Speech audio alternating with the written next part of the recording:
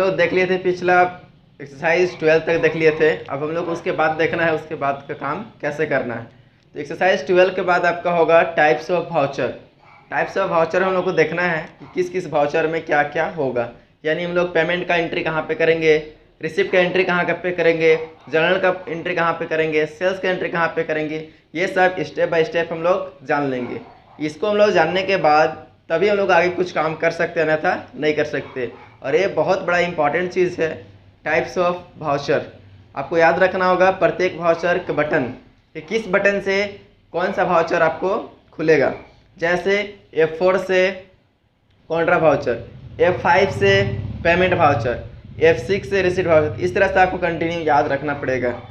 याद रखते हैं तभी आपका कंटिन्यू सही से वर्क कर सकते हैं, अन्यथा नहीं। तो आपको प्रत्येक वाउचर के लिए आपको बटन याद रखना पड़ेगा, किस किस बटन से क्या क्या होता है।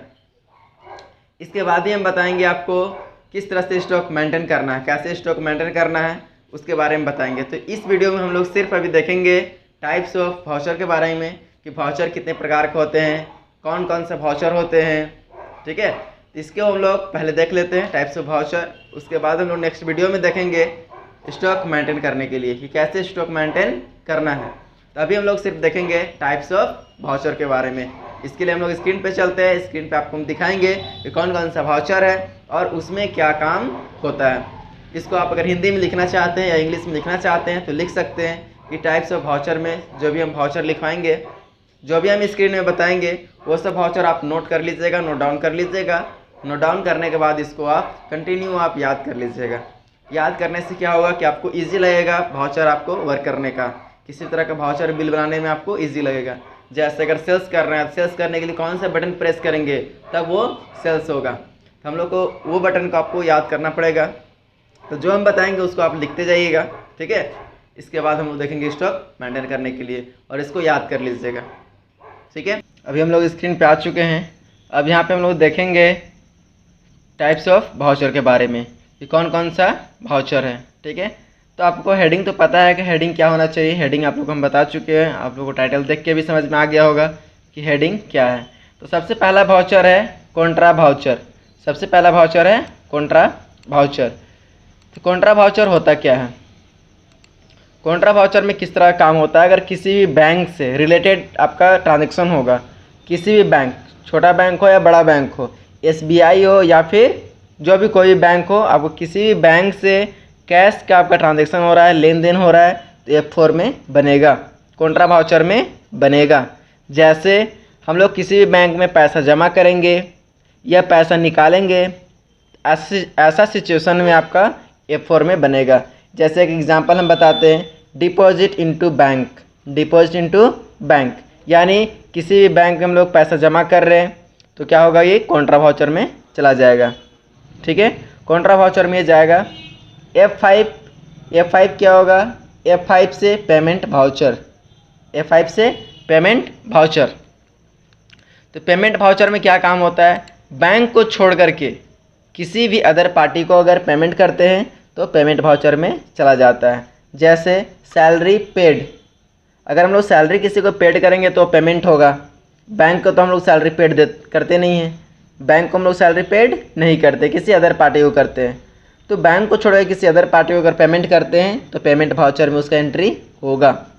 सैलरी पेड, रेंट पेड, जब भी हम लोग पेमेंट करेंगे पेमेंट वाउचर में एंट्री होगा। F6 मतलब रिसिप्ट वाउचर। F6 बटन आप प्रेस कीजिएगा, इससे आपका क्या खुलेगा? Receipt voucher. जैसे अगर आप किसी से पैसा रिसिप्ट कर रहे हैं, यानी बैंक को छोड़ करके, क्योंकि बैंक वाला काम सिर्फ बैंक में होता है, बैंक को छोड़ करके अदर काम आपका इसमें होगा। ठीक है, तो बैंक को छोड़ करके किसी भी अदर पार्टी से आप पैसा ले रहे हैं, रिसिप्ट कर रहे हैं तो रिसिप्ट वाउचर में बनेगा। जैसे रेंट रिसीव यानी हम लोग का रेंट का पैसा हम लोग ले रहे हैं तो F6 में बनेगा। ठीक है, या कुछ सामान हम लोग बेचते हैं तो पैसा हम लोग का आता है, रिसिप्ट करते हैं, कैश रिसिप्ट करते हैं। जो काउंटर में जो रहता है रिसिप्ट करने के लिए, कैश रिसिप्ट करने के लिए वो रिसिप्ट करता है। यानी हम लोग कहाँ पे बनाएंगे उस एंट्री को? F6 में। F6 प्रेस करेंगे, उसके बाद हम लोग बनाएंगे रिसिप्ट वाउचर में।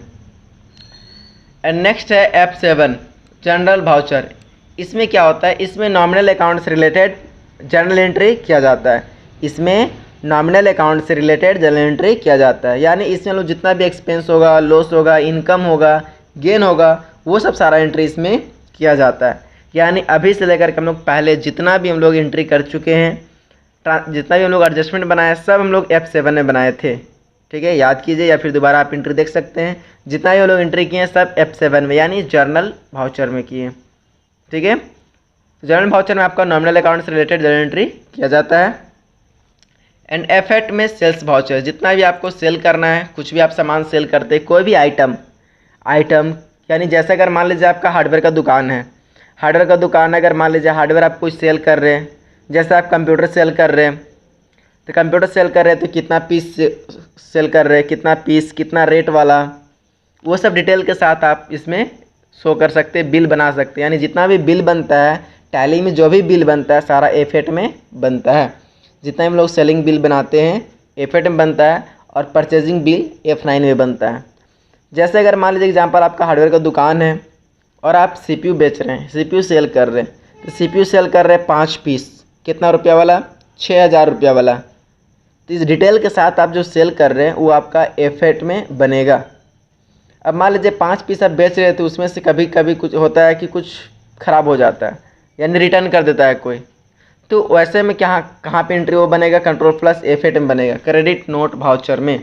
यानी जब भी अगर कोई माल रिटर्न होता है उसका एंट्री कहाँ पे होगा, क्रेडिट नोट वाउचर में। यानी कस्टमर द्वारा जो भी आपका रिटर्न हो रहा है वो कहाँ पे बनेगा, क्रेडिट नोट वाउचर में। ठीक है, उसके बाद परचेज वाउचर। परचेज वाउचर में क्या होता है कि यहाँ पे हम लोग जो भी परचेज करेंगे, जैसे अगर मान लीजिए आपका दुकान है, आपका कंपनी है, तो आपका कंपनी है, आपका दुकान है, तो आप जब खुद सारा कुछ प्रोडक्शन तो नहीं कर सकते हैं। आप क्या कीजिएगा, कहीं गोडाउन से यानी होलसेल से आप ख़रीद के लाइएगा, होलसेल से ख़रीद के लाइएगा। खरीद के लाने के बाद क्या करते हैं, आप परचेज जो करते हैं उसी को हम लोग इसमें एंट्री कर देते हैं। यानी F9 में एंट्री करना पड़ता है कि हमारा दुकान में इतना माल आया है अभी, तो हम लोग परचेज करेंगे। अब परचेज किया हुआ रहेगा तभी आप सेल कर सकते हैं, और सेल कीजिएगा तो ऑटोमेटिक इसमें एडजस्ट हो जाएगा। ठीक है, तो ये सब जब हम प्रैक्टिकली बताएंगे तो आप लोग को पूरा क्लियर हो जाएगा, लेकिन अभी आप ध्यान दीजिए और ये सब लिखते जाइए तो ज़्यादा अच्छा रहेगा। ठीक है, तो ये हो गया आपका परचेज वाउचर, जब भी हम लोग परचेज करेंगे उसमें। अब मान लीजिए हम लोग 50 आइटम परचेज करके लाएँ, उसमें से 2 आइटम ख़राब मिल जाता है, डैमेज मिल जाता है, तो उसको हम लोग रिटर्न करेंगे। तो कहाँ पे उसका एंट्री करना होगा, Ctrl+F9 में, यानी डेबिट नोट वाउचर में एंट्री करना पड़ेगा।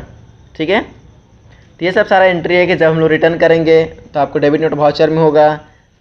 अब जब हम लोग ऑर्डर करना हो, परचेज ऑर्डर, जैसे कुछ माल ख़त्म हो जाता है, जैसे आपका मान लीजिए दवा दुकान चल रहा है, दवा दुकान में कुछ ऐसा दवा का नाम है जो कि ख़त्म हो चुका है या फिर डिमांड है, तो उसको आप परचेज ऑर्डर में चढ़ा सकते हैं। परचेज ऑर्डर में क्यों चढ़ाते हैं, अगर मान लीजिए आपका दुकान है, आप ही तो वहाँ पे बैठे काम नहीं कीजिएगा, कोई एम्प्लॉय काम करेगा, और एम्प्लॉय काम करेगा तो आपको बार बार तो बोलेगा नहीं कि सर ये चीज़ घट गया, ये चीज़ ख़त्म हो चुका है, वो परचेज ऑर्डर में चढ़ा देगा। और जब भी आप बोलिएगा कौन सा सामान मंगाना है या कौन सा आइटम मंगाना है, तो आपको तुरंत बिल निकाल करके दे देगा। आपको भी समझ में आ जाएगा क्लियर, इसको भी समझ में आ जाएगा क्लियर। उसी तरह से सेल्स ऑर्डर है, कस्टमर के द्वारा जो ऑर्डर होता है, कस्टमर लोग ऑर्डर देता है कि हमारा ये सामान मंगा दीजिएगा, वो सामान मंगा दीजिएगा, तो उसका ऑर्डर हम लोग सेल्स ऑर्डर में चढ़ाते हैं। उसके बाद है Alt+F7 स्टॉक जर्नल, यानी इसमें हम लोग ट्रांसफ़र करते हैं। जब भी अगर ट्रांसफ़र करना है, मान लीजिए रांची से गुमला में ट्रांसफ़र करना है, आप ही का 2 जगह ब्रांच है, एक रांची में और एक गुमला में है। तो रांची में बहुत सारा आइटम अभी है, मान लीजिए गुमला में कम पड़ गया, तो यहाँ का आइटम आप वहाँ पे ट्रांसफ़र कर सकते हैं। ठीक है, इस तरह से हम लोग स्टेप बाय स्टेप लोग समझ गए टाइप्स ऑफ वाउचर के बारे में। अगर आप उसको हिंदी में लिखना चाहते हैं तो जितना हम बताएं, ये सब जो लिस्ट अभी बना हुआ है आप लोग को स्क्रीन पे दिखाई दे रहा है, ये आप लोग बना लीजिएगा, लिख लीजिएगा, कॉपी में नोट डाउन कर लीजिएगा, और इसको याद करना कंपलसरी है। ठीक है, ये जो बटन आप लोग को जो दिखाई दे रहा है, जैसे F4, F5, F6, इस तरह से जो जितना दिखाई दे रहा है, ये सब आप कंटिन्यू अच्छी तरीके से आप याद कर लीजिएगा। F4 से कॉन्ट्रा, F5 से पेमेंट, F6 से रिसिप्ट, F7 से जनरल, इस तरह से आप याद कर लीजिएगा। ठीक है, यहाँ तक क्लियर। उसके बाद आप लोग को हम नेक्स्ट, यानी बहुत इंपॉर्टेंट नेक्स्ट टॉपिक हम बताएंगे। एक तभी आपको इसका एंट्री करके हम बताएंगे एग्जाम्पल, यानी एक्सरसाइज आप लोग को हम 13 देंगे, एक्सरसाइज 13 देंगे, उसमें आप लोग को नेक्स्ट हम वीडियो में देंगे, इस वीडियो में नहीं, नेक्स्ट वीडियो में देंगे। उसमें आपको हम बताएंगे कहाँ से क्या क्या एंट्री होता है। उसके बाद आपको हम 14 एक्सरसाइज में आपको हम बताएंगे किस तरह से स्टॉक मेंटेन करना है। सिर्फ स्टॉक मेंटेन करने के लिए भी हम बताएंगे, सारा स्टेप बाय स्टेप बताएंगे। लेकिन यहाँ से आप लोग ध्यान दीजिए कि ये बहुत ही ज़्यादा इंपॉर्टेंट है। हमारा वीडियो पूरा का पूरा देखिए, पूरा समझ में आएगा, नहीं देखिएगा तो बहुत पछतावा होगा। ठीक है।